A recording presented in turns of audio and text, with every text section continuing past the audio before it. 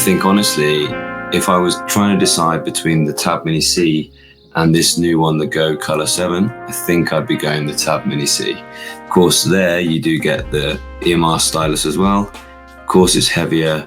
Of course, you don't get quite as good battery life, I don't think. I mean, I haven't lived with this for long enough. I charged it once so far, but I've done a lot of installing and a lot of using of different apps and things like that, and testing out in the last couple of days. I have charged it once and I'm down to 62%, but I know that I'm going to get better battery life here than I will on the Tab Mini C because of that BSR thing.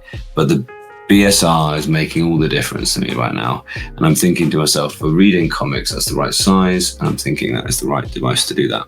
But this device, the Tab Mini C, is $350.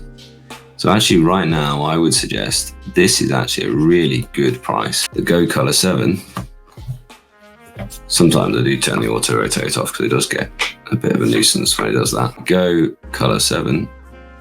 And incidentally, I've decided to give in and mostly spell color in the American way, considering most of the audience is in the States on my channel. The Go Color 7 is $250. So I think you're getting a lot.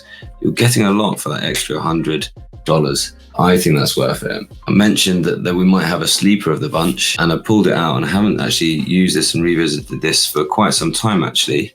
This is the Bigme S6 Plus, and it's a color tablet as well. I'm going to turn the lights to a more sensible blend. It's also Kaleido free. It does have their auto clean algorithm. That is not as good as I think we'll see here on the Boox, but it is still good. Let's get the same thing up. Might take just a moment to load it up on here. You also get a front camera and rear camera. The Bigme is generally not quite as nicely built as the Boox. One thing I've also noticed very much about it, and you also get a fingerprint reader. One thing I've also noticed which isn't great about it is the gap between the screen and the top surface isn't great.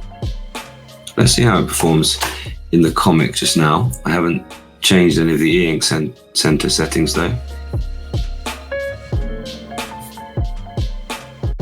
You see that's not doing as well. What setting are we in? Normal fast, yeah. Extreme, normal fast auto clean on. Now you see the BSR is the winner. So personally, I think that is currently the best smallish use of the Kaleido free. And I think when I go back to it and I especially when I do a side by side like this, look, wow, that looks better. Tab Mini C.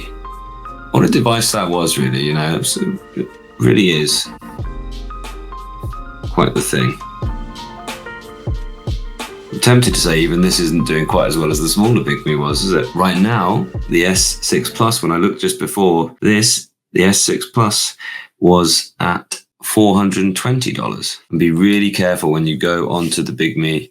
So these are the Boox ones. When you go onto the Bigme site, be really careful because sometimes it's not misleading the way they've done it. They haven't done it on purpose. It's not something like that. But sometimes you can see the S6 and it's right next door to the S6 Plus.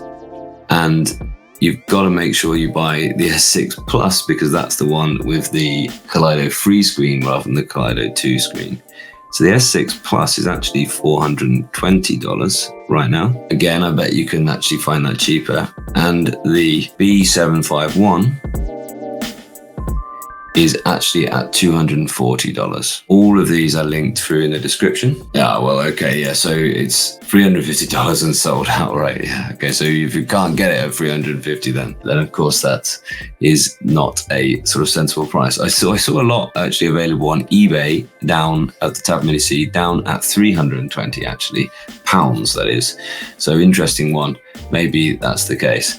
But for Boox, I think maybe, you know, another thing at this sort of size with the BSR maybe, because if Boox can solve the battery life and the BSR thing, then I think they're just going to blow away the competition really. They're just going to absolutely blow away the competition. Some people were saying, yeah, definitely you've got the B751C and really great screen refresh and anti-ghosting. I have been really enjoying the B751C, I must admit.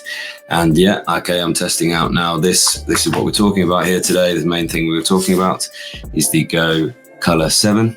And certainly I'm enjoying it, but earlier on in this live stream, we've seen that actually it's not performing in Kindle, in color comic books. It's not performing as well as that B751C was.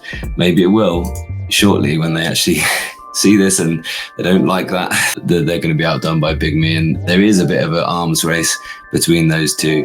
Who's going to be the absolute king of the Android e-ink tablets? And that means you guys benefit as a consumer.